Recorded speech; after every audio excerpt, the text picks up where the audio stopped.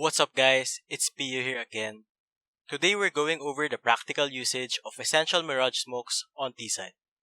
This is a new series I'm starting where I talk about the proper usage of certain smoke lineups on different maps. Instead of simply teaching you how to throw smokes, as most channels do, I'll also discuss what you should be doing with those smokes, why and when to throw them, and the possible enemy response. This video is more suitable for people that play in stacks or teams. As a solo player in Pugs, you wouldn't have to memorize every single smoke. But by watching this video, you can learn more about the aspects of utility usage. So without any more delay, let's begin. Firstly, we have the different mid-control smokes that you can throw from spawn. Each of them serves a different purpose, so you should throw them based on what your team wants to do in the run. So the first smoke, which is also the simplest one, top mid smoke. You first hop right into this garbage bin and aim at the top rightmost part of this antenna. Do a left click throw and there's your top mid smoke. Alternatively, you can throw the smoke from this corner. Aim at the top antenna, then left click. So you can choose depending on your spot. The top mid smoke allows mid players to cross more safely into the mid boxes because it blocks vision from the player in window and connector. The smoke also prevents CTs from getting easy picks on the cross. You generally throw the smoke as part of your mid control default. Since it blocks vision of top mid from window and connector, you can throw grenades onto connector more safely. You can also cross to the mid boxes where you can set up other smokes and flashes for your default. Your team can also run set plays on mid by matching this smoke with other smokes. For example, there's your B short takes or B splits, and there are also your connector takes and your A splits. If the CTs are committed to fighting mid from connector, short, and window, you can use this smoke to simply show presence in the mid area while pushing other parts of the map. A teammate can throw grenades from behind the smoke and pressure mid. The CTs would have to anticipate a mid push unless they go aggressive mid for information. Though it is worth keeping in mind that this smoke isn't the end-all be-all when taking mid. You still have to throw other smokes such as window, short, or top connector. I'll go over those smokes in a bit. And as you face more experienced players, they can quickly call your bluff in mid, meaning you will have to exert more pressure if you want to pull more rotates towards middle. So through this smoke, paired with your other mid smokes, your team pressures the CTs to fight for map control and information. You can tell that they are fighting for mid based on the grenades that they are throwing. Usually, the connector or short player throws their own smoke to delay your push. Their teammates will also throw flashes over mid. Other plays to keep in mind would be the short self-jump, connector peeks, and top mid pushes. But if the CTs are not fighting for mid, they might be pushing in the extremities for information. They could be pushing Palace, A ramp, or the B apartments. So the next smoke from spawn, the window smoke. So for this smoke, sit beside the garbage bin, aim over to this window frame. Hold your D key, and jump throw. Keep in mind that you might bump into your teammate who's throwing a top mid smoke above you. So just be careful and also tell your teammate to avoid stepping forward quickly. Usually an opper plays on the window, so blocking off that spot with a smoke forces him to reposition or play behind the smoke. With the smoke blooming, the player in window doesn't have much space to make plays, which your team can capitalize on by dealing with connector and short. Similar to the top mid smoke, you generally throw this as part of your mid default, but you can also use it for set plays such as connector or short takes. Though throwing a window smoke from spawn implies that you have to take mid at a faster pace. If you smoke window from spawn but play passively on top mid, you would later have to resmoke the window. If the smoke lands as planned, the window player is forced to reposition. He can rotate to the ticket booth where he can watch the connector or the A push. He can also take a different route by simply rotating to the jungle area. From there, he can watch Palace or help in connector. As for his teammates, they are now pressured to watch mid from connector and short. Expect a bottom connector smoke or a short smoke. Smart players would wait for a window smoke before throwing a bottom connector smoke. The two smokes will essentially cancel each other out as the teams will be essentially trading grenades. But if your team has been repeatedly smoking the window, some CTs pre-molly the window to cancel out the smoke. With the smoke nullified, they can freely take fights on mid.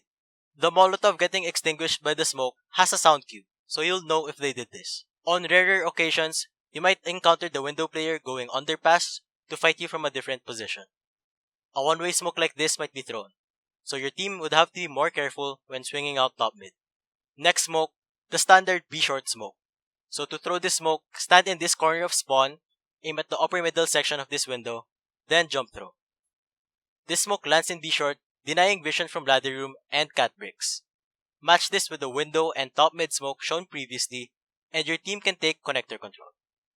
If the strat is to go A, the mid players will clear connector, then push on to A. But if the goal is just to default, the mid players can clear connector, then leave one player to gain information, pressure A, and cut off rotates. The CTs can react to this by smoking the bottom connector to cancel your push. The CT playing short can also sneak through the short smoke as you are going connector. So to be safe, you can molly behind the short smoke, and you can also have a mid player holding for the short push. Alternatively, the short player can also smoke off the catwalk and play around it as you are coming up connector. In some instances, the CTs can boost onto short bricks to challenge mid. So again, your flank watcher needs to be aware of this. Okay, so moving on to the next smoke, the fast cat smoke. You can throw this smoke by going to that same corner, aim your crosshair here, realign it with the rooftop, and then jump throw. This smoke is best suited for fast B short takes, paired with a window and top mid smoke. If executed correctly, the mid players can get quickly onto short as the smoke is denying vision from the connector player. The mid players can also catch the short player off guard due to the speed of this play. The key to maximizing this smoke's effectiveness is to take short at a fast pace. If the mid players are too slow to push short, the enemies from connector and short can get into better positions to shut down this attack. The CT and connector can spam the smoke, while the CT and short can sneak around the smoke or throw counter grenades to stop the push. Okay, let's move on to the A side of the map. A execute smokes. You have your jungle, stairs, and CT smoke for this strategy. Here's how you throw jungle. Keep in mind that the jungle smoke leaves a gap towards the bench area, which the CTs can hold or push. So to counter this, throw a molotov beside the bench. Here's the stairs. Go onto this platform, aim in the middle of this wood pole and the wall. Then left click throw.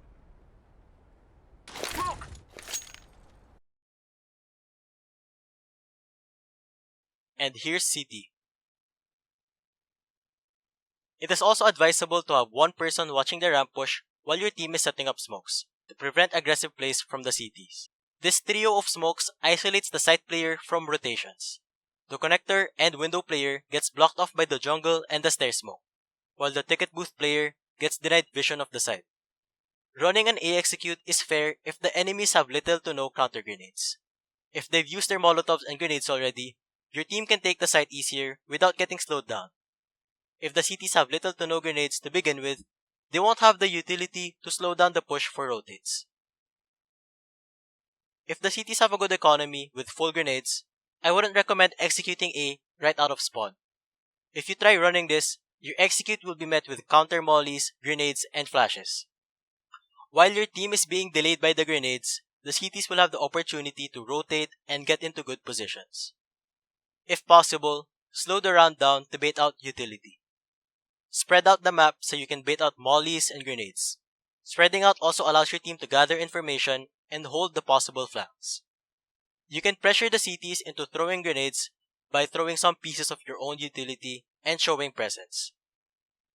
Once the A players expend their smokes and molotovs, it will be easier to execute as the conditions are more favorable to your team. But even with few grenades, the CTs can still shut down on A execute by nullifying the 3 smokes. One way of doing this is to play close positions like close ramp or palace, thus eliminating the advantage of the smokes. You can also have stack or bait setups on the site which can punish your team if the entry fraggers are careless. So to minimize losses during the execute, the entry fraggers have to be careful in clearing the site. You can throw molotovs to clear spots like shadow, sandwich, and triple box. You can also support them by throwing the necessary flashes. Another thing to keep in mind would be the CT aggression designed to catch your team off guard during the execute. CTs can push the jungle and stair smoke. They can also play around with the ticket smoke. They can even throw side smokes which they can exploit. Okay, so moving over to the B side of the map. The main spots to smoke off will be the short pillars and the market window. Here's how you smoke market window.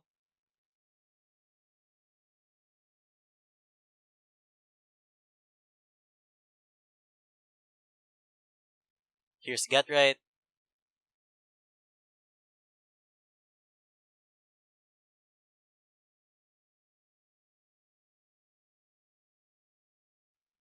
And here's get left.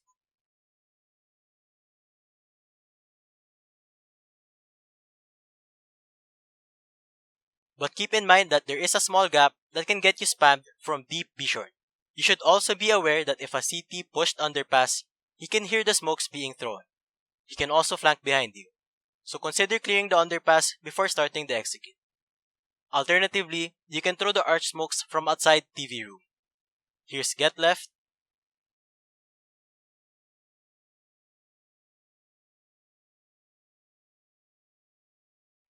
and here's get right. The main purpose of throwing it from this spot is that it lands earlier, which is suitable for B rushes or even B fakes. The trio of smokes isolates the B anchor from his cat player and from rotations. As your team is coming out of apartments, they won't have to worry about running into a crossfire from site and short. The rotator from market is also denied vision by the market smoke. He's now forced to play door or push out the smoke. During buy runs, it is crucial to bait out grenades before doing set executes like this, because the CTs can easily delay your attack with counter grenades. If the CTs are aggressive, they can simply push through your smokes and fight you as you are pushing in. So the last set of lineups will be from the top mid area. From here, you can smoke window, B short, and top connector. Here's window. Align this antenna with this edge of the box. Run, and as you hit this bump, release. Here's top connector. Get stuck in this corner of the wall. Aim on this section of the antenna. Hold left click, then jump throw. Here's how you smoke B short. Get wedged in the same corner, aim at the top part of this antenna, and left click. The purpose of these smokes generally stays the same, but the main difference is that you have the option to take mid slower. You can wait for the CTs to throw their grenades before throwing your mid smokes from top mid. Okay, so that wraps up the practical usage of essential Mirage T-side smokes. Please feel free to like and subscribe if you've learned from this video. Till next time, thank you guys so much for watching, and I'll see you in the next one. Alright, I'ma head out.